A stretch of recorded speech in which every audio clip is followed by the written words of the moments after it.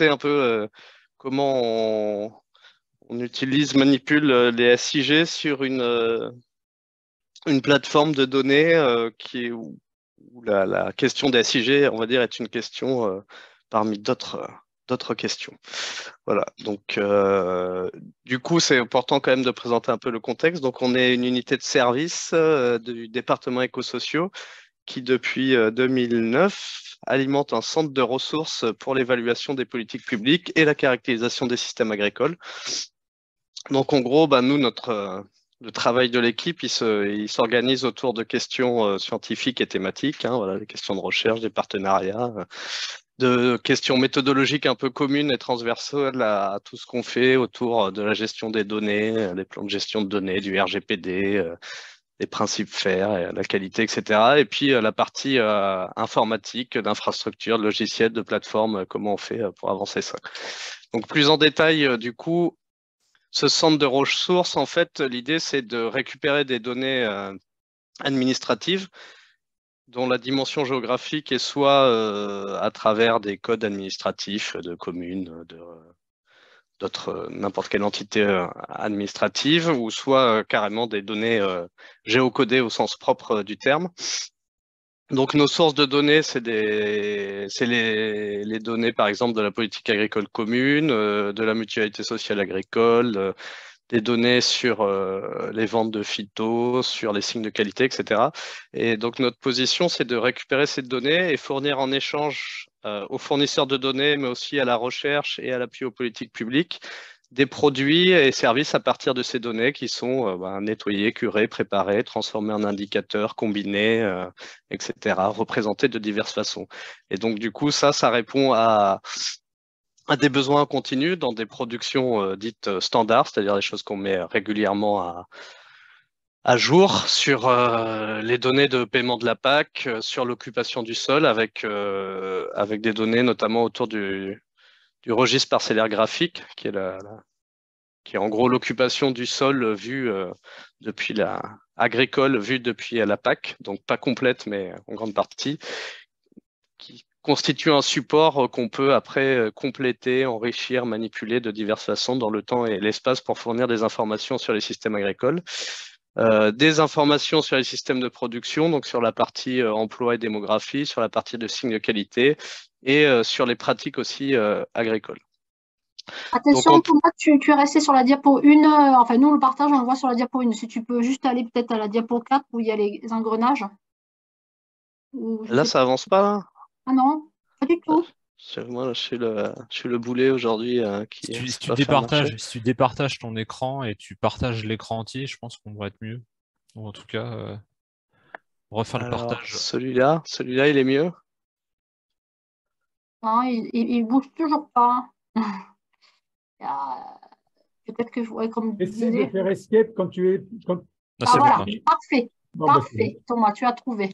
Là, et là, si je On est fais sur les engrenages, diapo ça, 4. ça, et ça bouge. Exactement, c'est super. Ah, oh là là, c'est bon. j'aurais appris des trucs. Désolé, faire perdre du temps. Voilà, donc tac, tac, tac. Donc ça, c'est du coup, la diapo où je présentais un peu d'un côté les partenariats, voilà, qui nous fournissent des données et dans le cadre desquels on doit fournir des données, nos productions standards et puis des produits plus spécifiques et des services plus spécifiques dans le cadre de projets de recherche ou de commandes d'études, d'expertise divers et variés. Donc ça mobilise des outils, des compétences transversales en ingénierie de la donnée, en informatique, dont les parties géomatiques de ces questions-là, et puis une expertise aussi thématique associée à tout ça. Donc tout ça se matérialise sur une plateforme web dans laquelle on met à disposition un certain nombre de ressources qui sont des cartes, des données brutes, des indicateurs agrégés, croisés entre eux avec plusieurs couches de zonage, etc. On ne va pas rentrer dans les détails et qui sont accessibles aux chercheurs et aux acteurs des politiques publiques. Donc ça peut être des administrations, des ministères, des organismes spécialisés, des collectivités, etc. Donc avec 3 niveaux d'accès, un niveau public où on n'a pas grand-chose, un niveau avec un compte, c'est une espèce de niveau public pour les membres DR, donc qui passe soit par le LDAP, donc tout le microcosme ou le macrocosme INRAE, on va dire, plus les autres non INRAE qui sollicitent du coup l'inscription via des comptes. Et puis, on gère aussi des droits particuliers associés à chaque compte en fonction de ce qui est autorisé ou pas dans les conventions de nos fournisseurs de données, quoi. Avec après des informations plus ou moins précises selon les niveaux d'accès. Et donc pour ça, c'est important aussi de voir en point de vue compétences et personnes, voilà, des gens qu'on mobilise. Donc finalement, les SIG s'intègrent dans le pôle en haut à droite, le traitement de données statistiques et SIG, voilà, avec essentiellement deux personnes, un titulaire et un contractuel qui ont une expertise géomatique plus affirmée, Pierre Cantlobe et Benjamin Lardot qui est en contractuel chez nous. Voilà, donc ça fait, du coup, c'est important, c'est très important dans ce qu'on fait et en même temps, c'est pas forcément notre compétence numéro une et notre cœur de métier, ce qui est à la fois un avantage, mais qui pose aussi des fois des problèmes pour savoir jusqu'où va notre expertise ou notre investissement là-dedans. Donc maintenant, un peu essayer de résumer en quelques minutes les usages ou mes usages que nous faisons des sciences de l'information géographique à l'ODR. Donc finalement, comme je vous disais, les SIG, c'est un peu pour nous, quelque part, une donnée comme les autres dans nos activités transversales d'informatique et de gouvernance, gestion, ingénierie de la donnée au sens large. Donc cette vision générique, on va dire, c'est on a des serveurs hébergés donc dans les data centers avec des serveurs de données, des serveurs avec des applications, des fois des serveurs qui ont les deux, avec des bases en PostgreSQL, mais aussi des bases en MySQL qui sont mobilisées, et puis tout un tas de langages pour manipuler ces données-là, du PHP, du R. Après, voilà, il y a différents niveaux d'entrée. Donc, comme un peu le SIDDT, on est sur un spectre assez large de données, une construction aussi historique qui fait que des fois, on a empilé les choses, et aussi une question de difficulté, enfin de difficulté, peut-être de retard des fois à suivre les évolutions. Donc, à la base, quand l'ODR a été créé, c'était le besoin d'avoir des outils de cartographie statistique en fait pour l'évaluation des politiques publiques, avec peu finalement de ressources disponibles pour les non-experts. Et donc on avait créé, pas moi, hein, l'unité, notamment un logiciel cartodynamique qui servait à faire de la cartographie statistique sans être expert, donc qui s'appuie en fait sur du PostgreSQL pour gérer les fonds géographiques et du map server, je crois, pour les affichages, mais avec derrière finalement la gestion de données qui passe tout par du MySQL.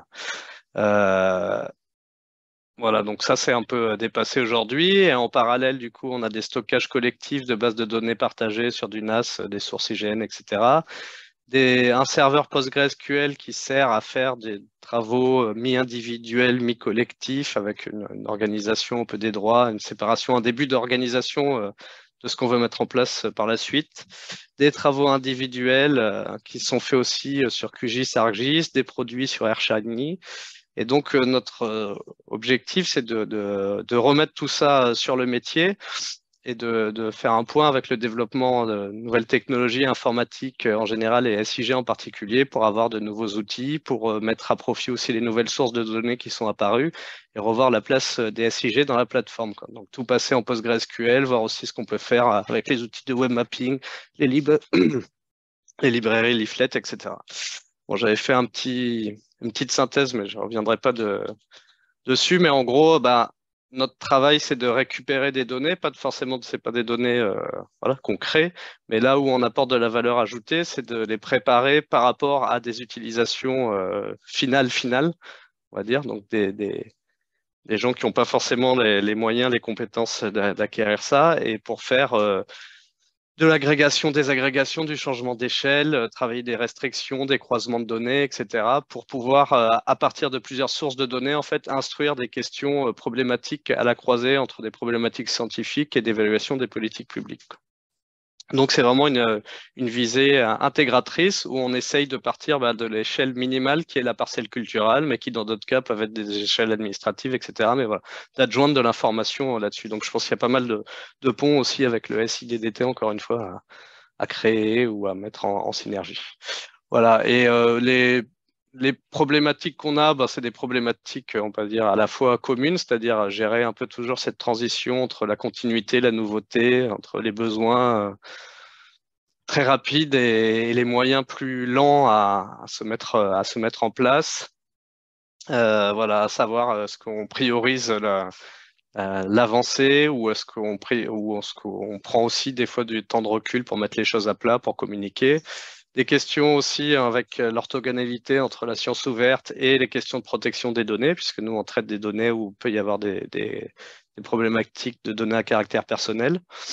Des questions de comment intégrer tout ce qui a été produit, tout ce qui produit très rapidement ces dernières années, avec notamment tous les apports rendus possibles par la télédétection, toutes les couches géographiques qui sortent de partout, toutes les informations possibles, mais qu'il faut voilà, dans laquelle il faut savoir faire le tri et voir ce qu'on peut utiliser vraiment de manière opérationnelle, en tout cas par rapport aux problématiques que nous avons et qu'ont nos utilisateurs. Et finalement, par rapport à tout ça, c'est quoi notre place là-dedans, c'est-à-dire jusqu'où on doit internaliser ces aspects-là et qu'est-ce qu'on peut donc externaliser, avec quels moyens, quelles compétences, quel réseau à créer autour de ça. Voilà, je vous remercie. Merci Thomas.